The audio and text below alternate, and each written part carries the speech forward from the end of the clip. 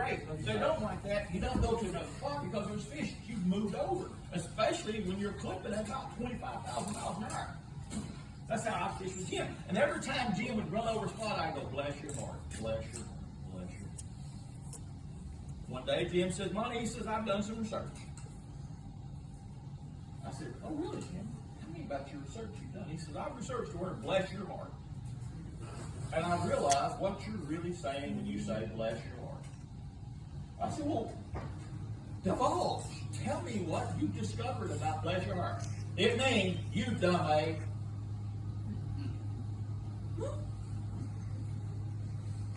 So, from that point forward, every time I would do something wrong, Jim would say, bless your heart. Bless your heart.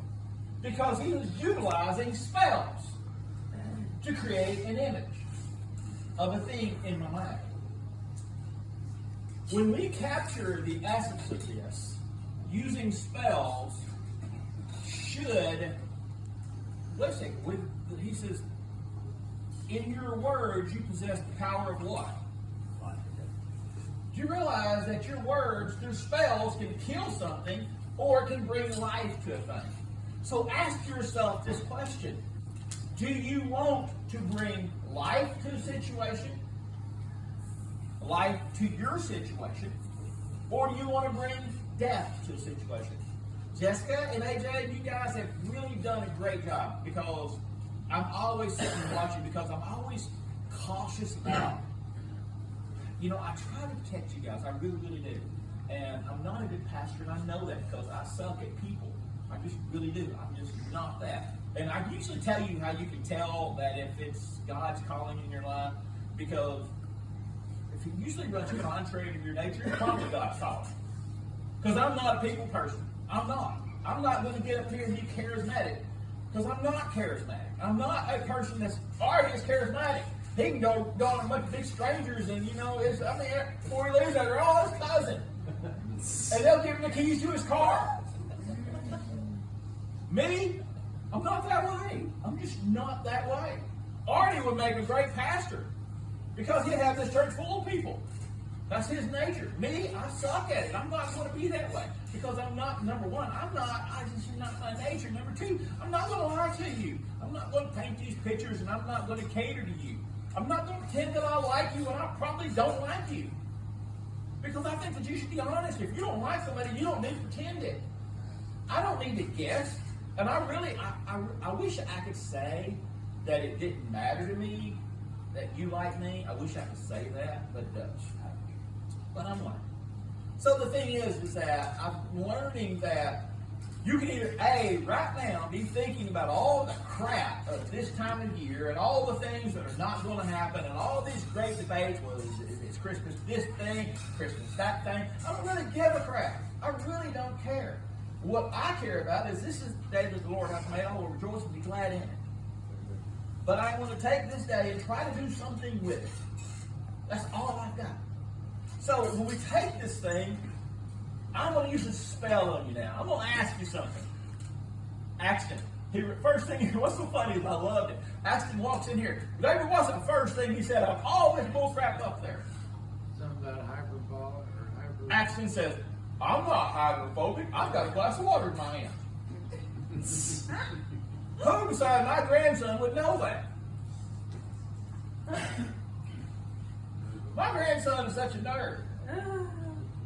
He knows what that means. So the thing is that, but honestly, how do you get that? It stuck out. It stuck out. But the thing is that it resonated with him. And he says, well, I'm not hydrophobic.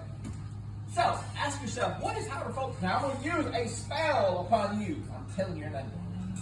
Well, I was hydrophobic the other night. Yeah, I was like that. Okay. Hydrophobic here and like water. So, hydrophobic is this. Hydrophobic in a condition of soil. You've let a soil or a plant dry out. These plants were approaching hydrophobic. This plant, believe it or not, me moving these plants this morning is the basis of everything that this is all about, believe it or not. So, I was moving the plants and this stuff started happening to me. I've learned that when it happens to me, all right, I've learned to record it. Why? Because if you want to hear what somebody says, what do? Pay attention. And the only way you can truly pay attention is what? Let it flow through you. You submit to it. Because you realize this whole process. Let's just go ahead and break this thing down. When we ask the Holy Spirit to take control of us, what have we in reality done? Invited the Spirit in. Think about that. We've surrendered control to the Spirit. We was talking earlier about, again, if you want to drink whatever you want to do, I have never that I can say, we're talking the difference between drinking and getting high. And I have never seen a bunch of stoners get into a fight and argue. No. Unless, what, dude? That's 3 hits. You Bogart? It's puff, puff, pass.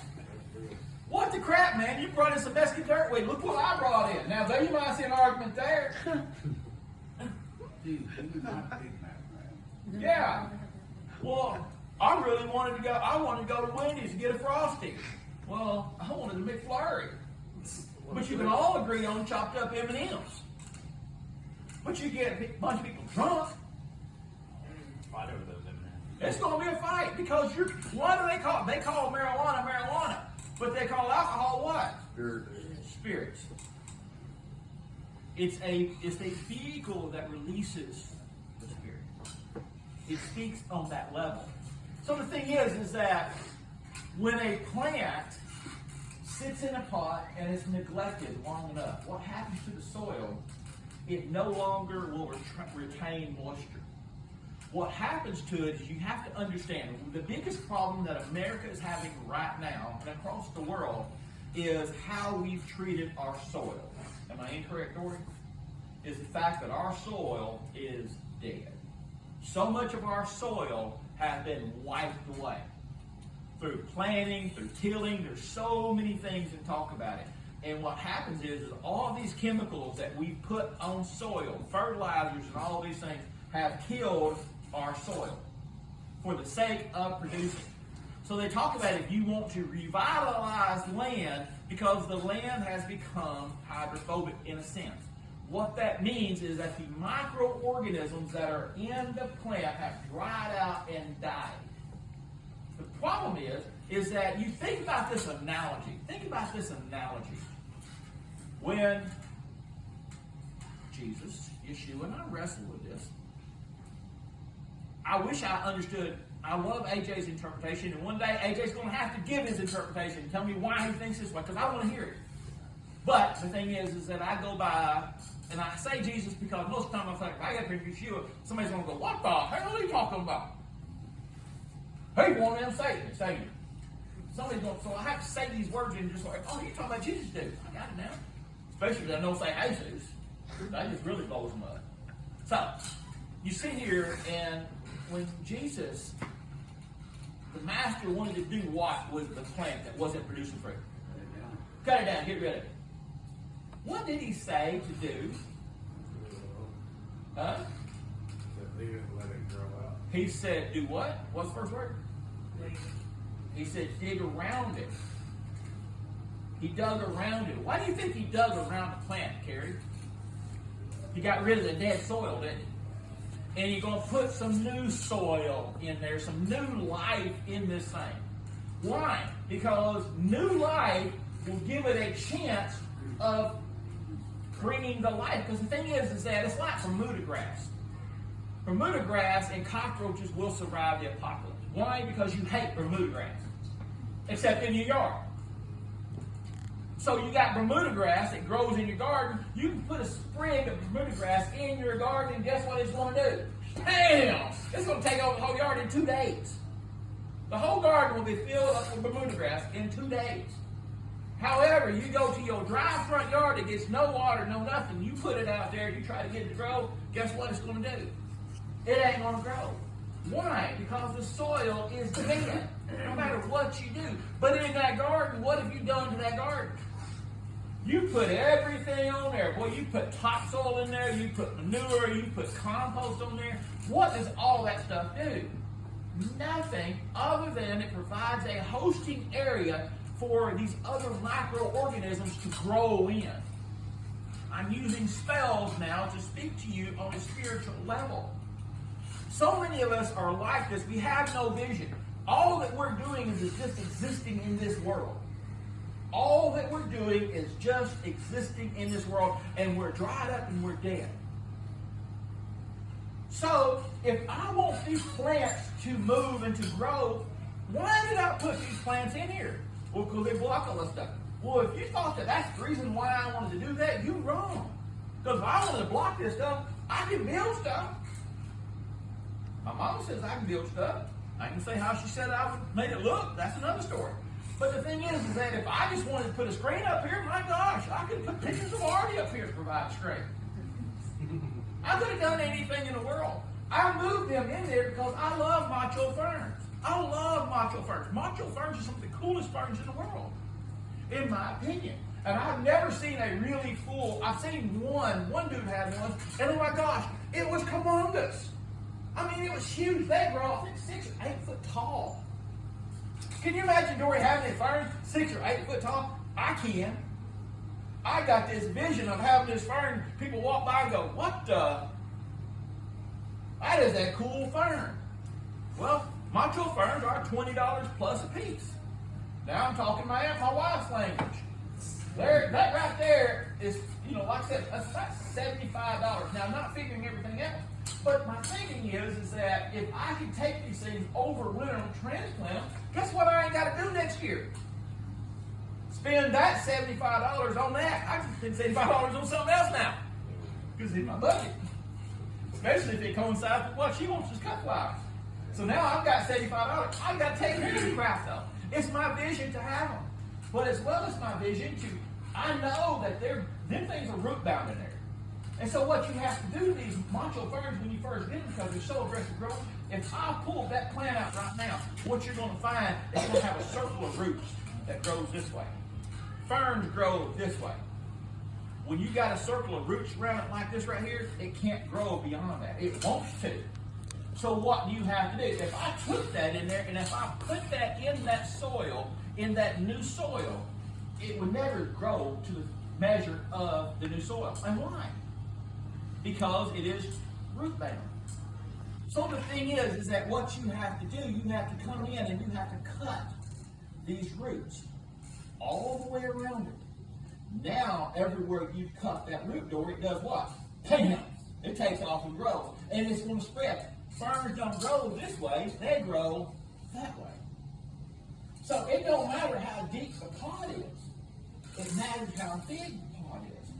So in my mind, I'm thinking, and I've been trying to figure out the best size pots to put these in, but all of my ambitions are worthless if I do like I did last year and let them die, David. If I let them die like I did last year, I had grand visions of it, but guess what I didn't do? I didn't take care of my vision. I didn't water my vision. So what happened is that I let the soil die. Now, no matter how much water I put on it, if the soil around it is dead, it can't grow. If the roots have root bound you, you're bound to whatever it is that you're bound to. Whatever this thing is in your life that has bound you, you can't get beyond this thing. You can't outgrow this thing. What is keeping you where you're at? Does that make sense? What is keeping you where you're at? How many does this? Some of y'all were smart. I wish that I was smart. I wish that I am smart, but I'm not. But what good is it going to do for me to sit around here and dwell upon all of the things that I've done wrong? My boss's wife, she came up the other day, she told me, well, I've done this and I've done that, all I see is my failures. I said, you realize who's talking to you, right? She said, Lord, I said, because you've listened to the accuser.